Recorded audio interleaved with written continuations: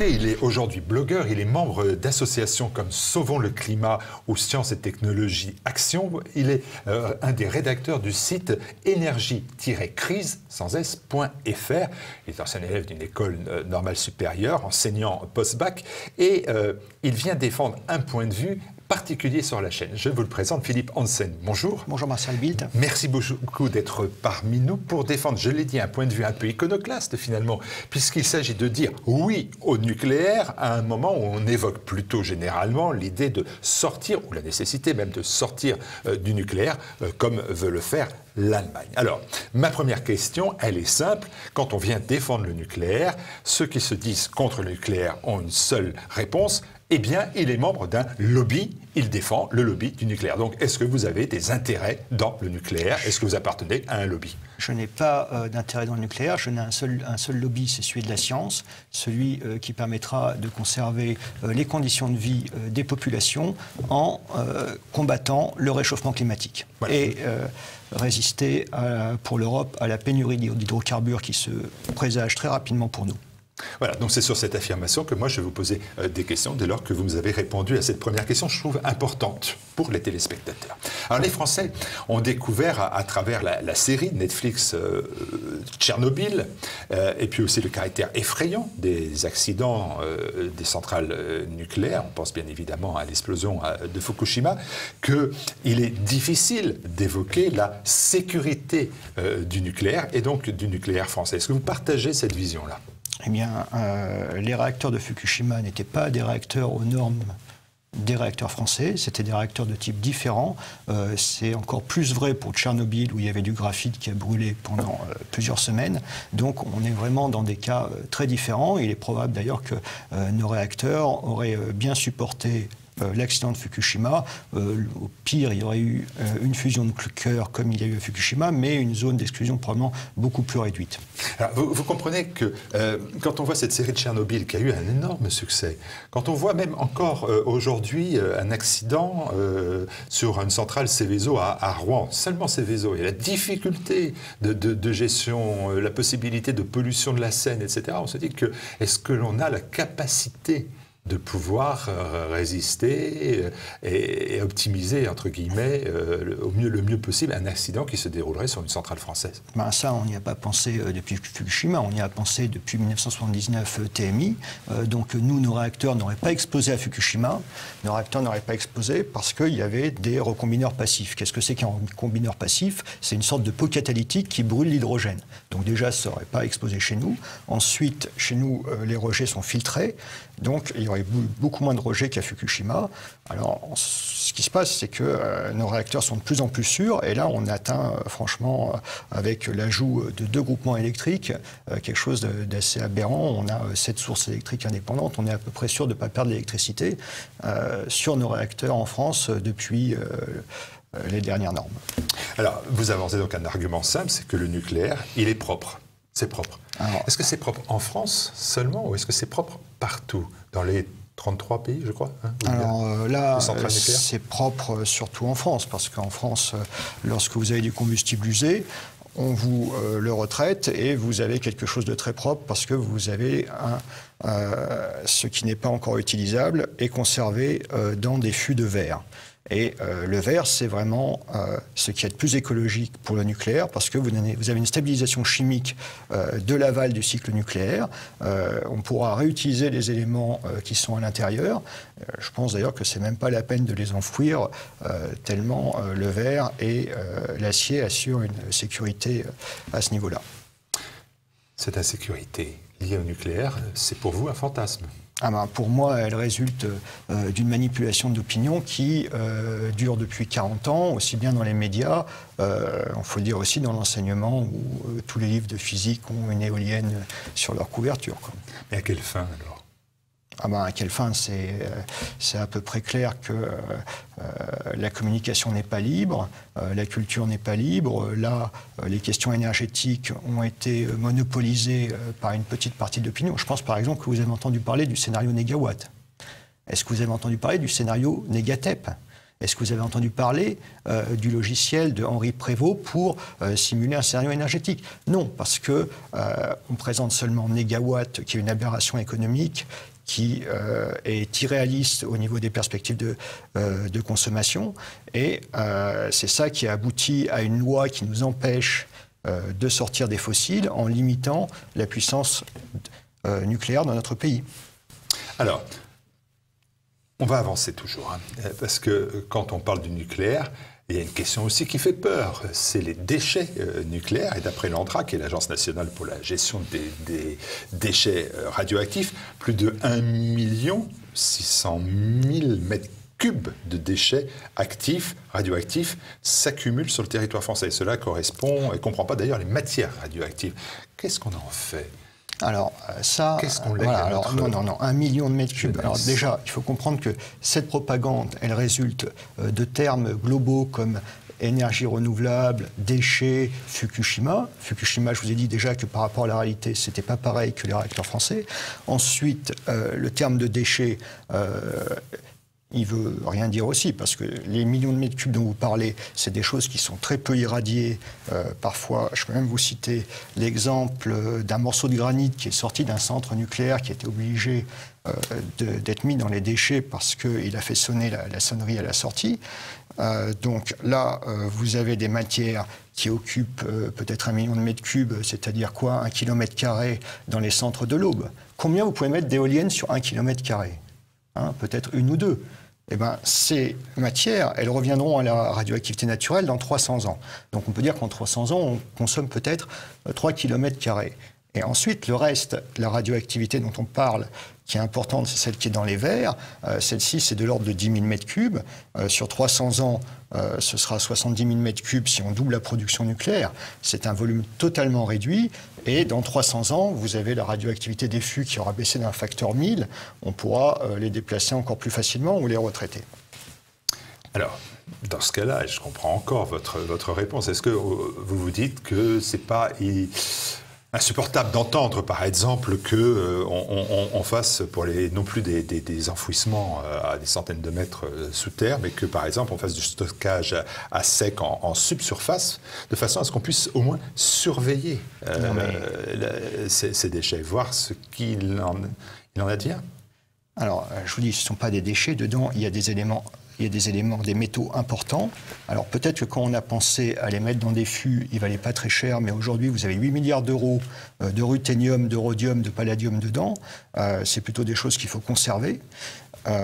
Les surveiller, qu'est-ce qu'il y a à surveiller? Il y a juste à surveiller qu'il y ait une évacuation de la chaleur pour que le verre reste en dessous de 500 degrés.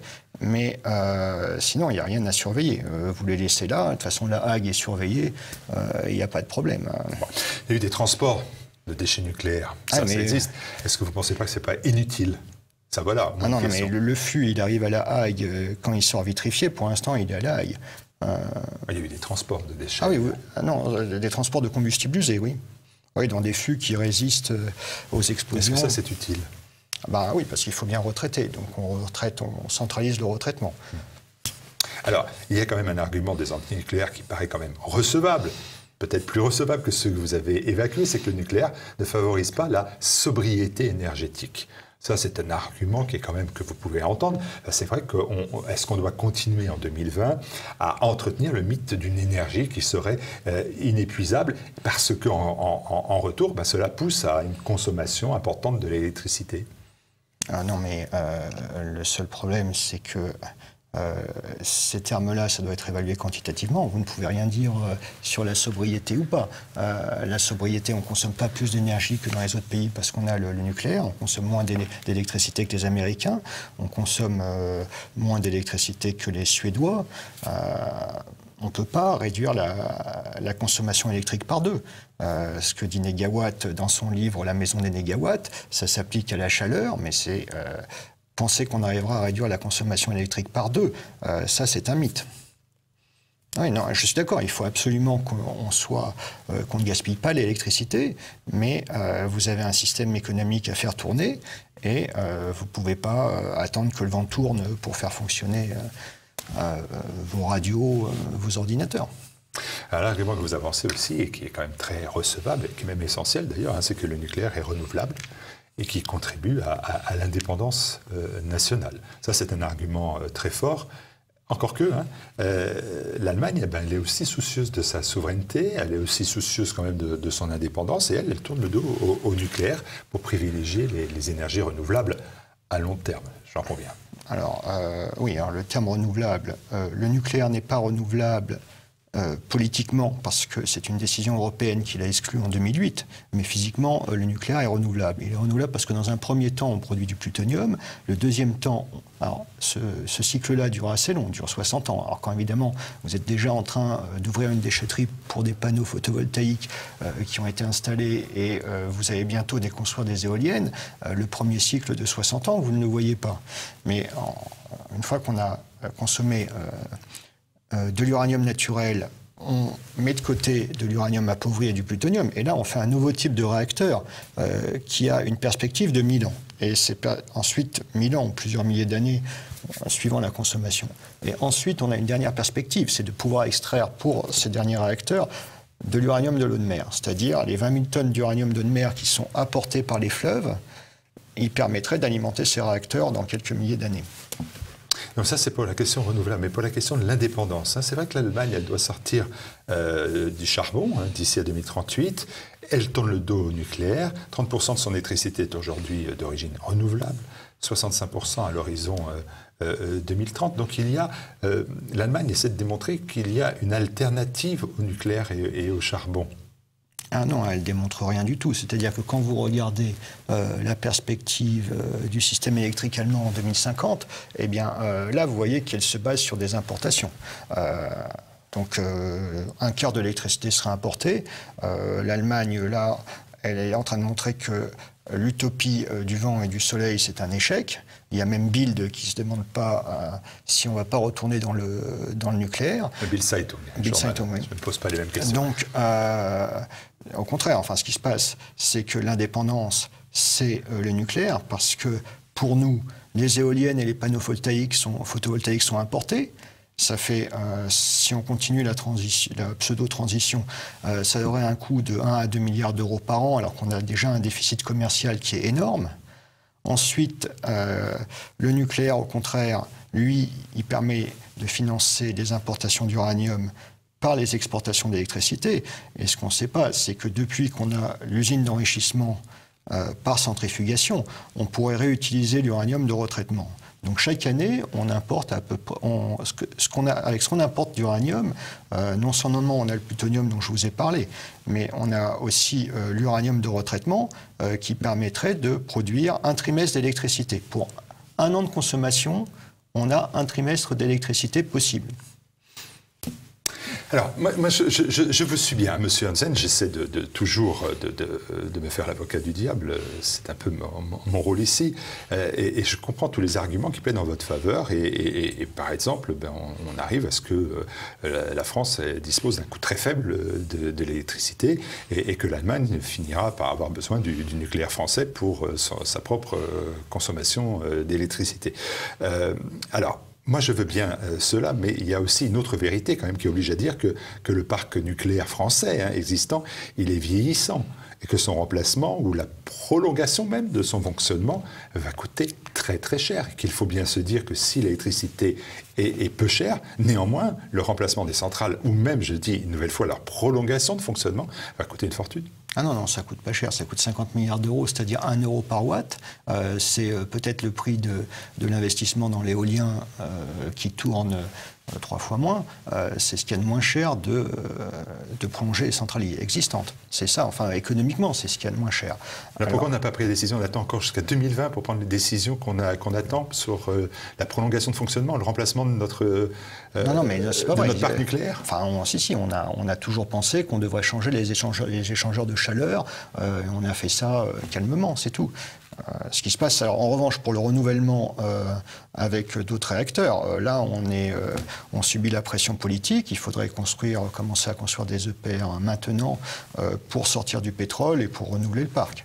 Alors là, moi, je sais bien, quand vous parliez d'EPR, on a bien sûr tout le monde à Flamanville en tête. Ouais. C'est quand même là aussi un peu l'échec de l'industrie nucléaire française. Réacteur ouais, troisième génération qui devait fonctionner en 2012, on est en 2020, il fonctionnera en 2022. On était parti de 3 milliards d'euros, on est à 11 milliards ou 12 milliards ouais, alors 12 milliards, si vous étalez sur 60 ans, même avec un taux d'actualisation de 4%, c'est encore raisonnable. Ce qui se passe, c'est qu'il faut savoir dans le domaine industriel ce que c'est qu'une tête de série. Donc, vous avez arrêté en 1997 le programme nucléaire. Donc, entre le béton de Civaux et le béton de Flamanville, vous avez 20 ans. Alors, vous avez demandé à M. Peugeot d'arrêter de faire des voitures pendant 20 ans. Et puis ensuite, vous regardez comment il redémarre. Parce que nous, c'est ce qui nous est arrivé. Donc maintenant, si vous croyez que l'industrie, c'est un peu comme... c'est quelque chose qu'on peut arrêter et redémarrer. Non, un système industriel, ça s'entretient. Vous considérez que ces surcoûts sont logiques et que ce sont des politiques qui ont entraîné ces surcoûts. Ils sont logiques, mais là, si vous voulez, pour le PR2, on a pris conscience qu'il y avait des normes trop sévères. Sur le PR original, on a des ingénieurs qui réfléchissent quand même. Ils sont en train de faire un EPR2 qui sera moins cher. On va le construire par paire. Mais enfin, ce qui nous guette, c'est peut-être la concurrence d'autres réacteurs innovants. Je pense que si on sauvait Fessenheim, on aurait 100 millions d'euros par an au moins pour mettre dans la recherche à ce niveau-là. Enfin, notre problème, c'est qu'on a un État antinucléaire, donc on ne fait pas de recherche sur le nucléaire.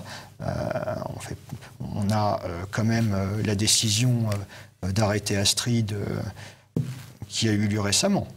On pense qu'on est en train d'étouffer la filière. Là. Je pense que s'il y avait un nouveau président, il devrait remettre les choses en place. Alors, ça sera peut-être devant la crise pétrolière qui se prépare. Ce sera peut-être le Premier ministre qui s'opposera au chef de l'État. Mais est-ce que vous considérez que le nucléaire, c'est une chance pour la France ? C'est la seule solution, parce qu'on a fait le tour. Si vous voulez, vous avez l'éolien solaire, qui n'assure aucune production.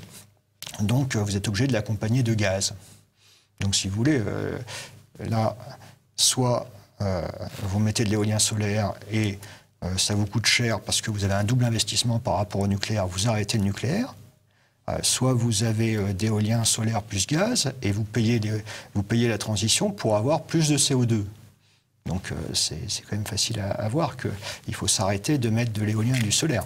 Il faut s'arrêter de mettre de l'éolien et du solaire parce que maintenant, il y a peu d'intérêt à mettre plus d'éolien parce qu'il ne se substitue pas à la petite part d'électricité thermique qu'on a dans le parc.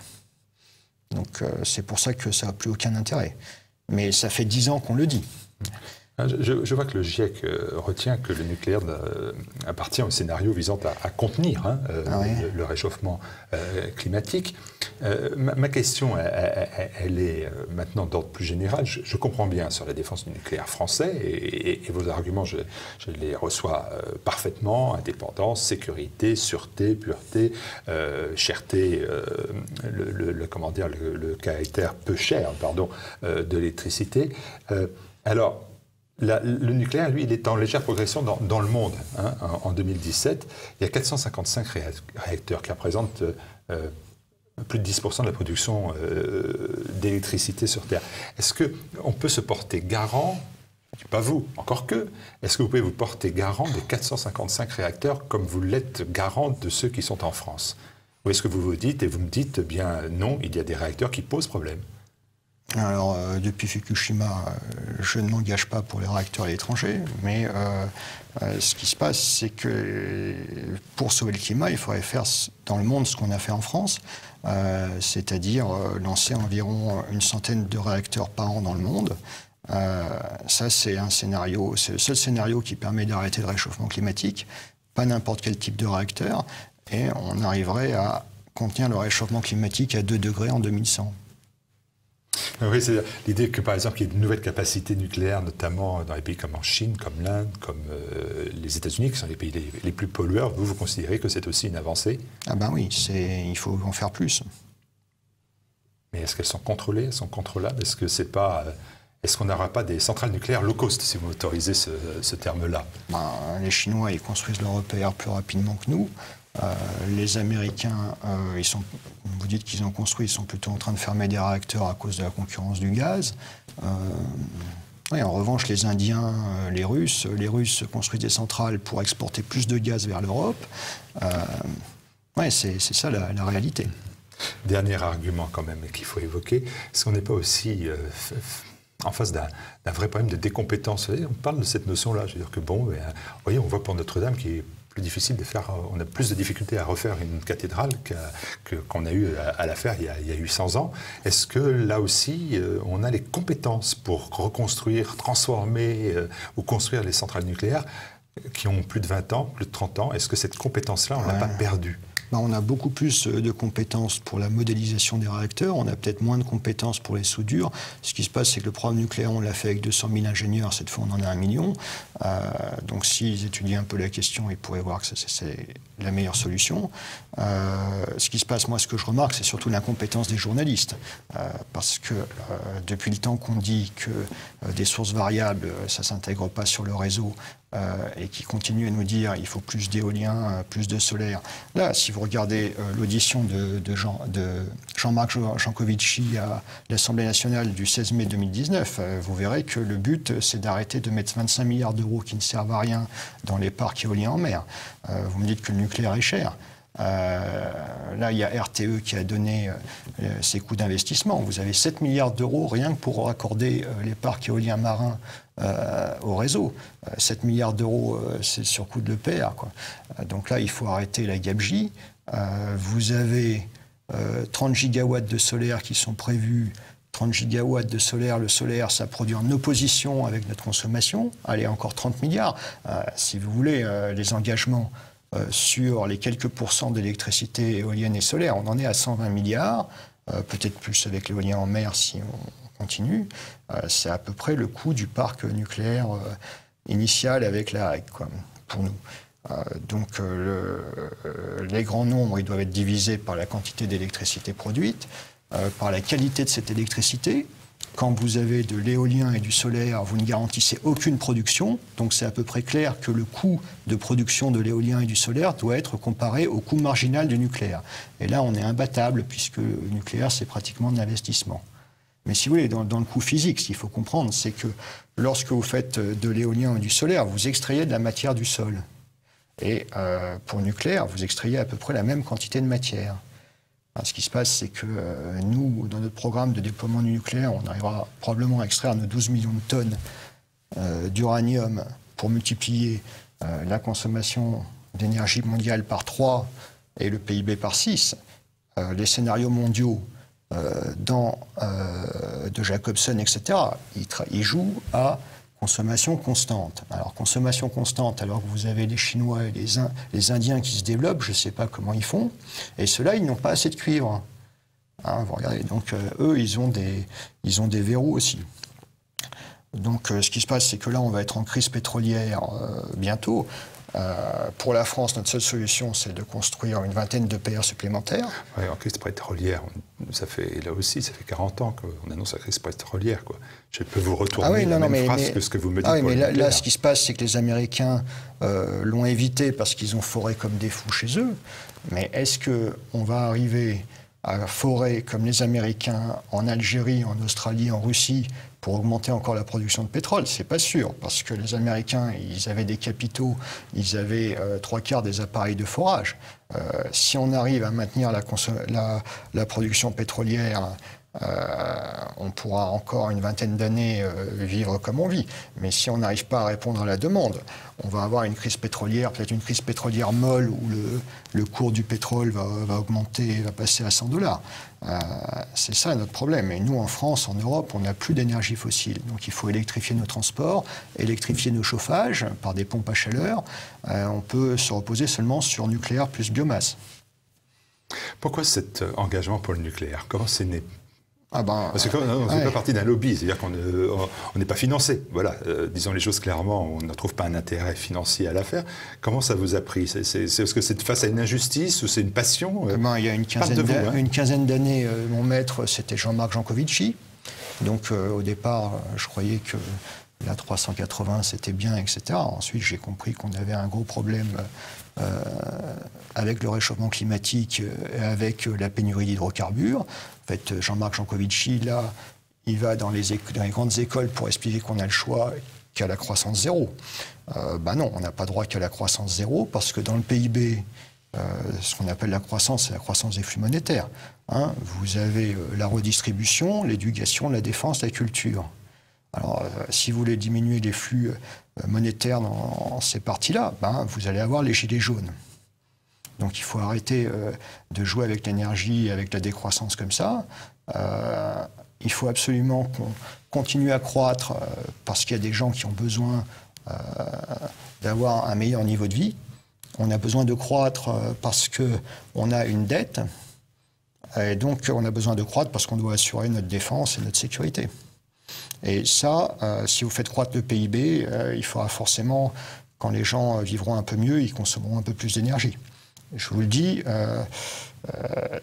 pour nous, on a le choix entre finir le programme nucléaire ou finir comme la Grèce.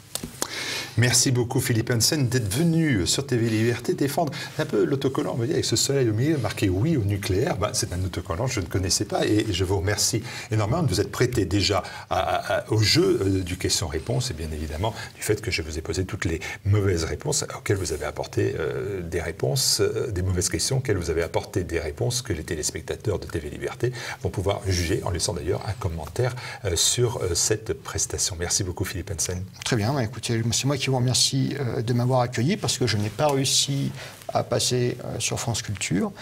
Donc, en fin de compte, vous êtes plus démocrate que France Culture. Et c'est pas difficile, non? S'il y a une asymétrie, si vous n'entendez pas ce point de vue-là, c'est parce qu'on ne nous permet pas de le diffuser. Je peux donner l'exemple du film Pandora Promise qui n'a eu aucun moyen d'être diffusé en France, par exemple. Mais merci beaucoup donc de m'avoir accueilli. Écoutez, ça ne s'appelle pas TV Liberté pour rien. Donc voilà, nous essayons de donner la parole à tous ceux qui la souhaitent. Vous l'avez demandé, vous l'obtenez. Merci.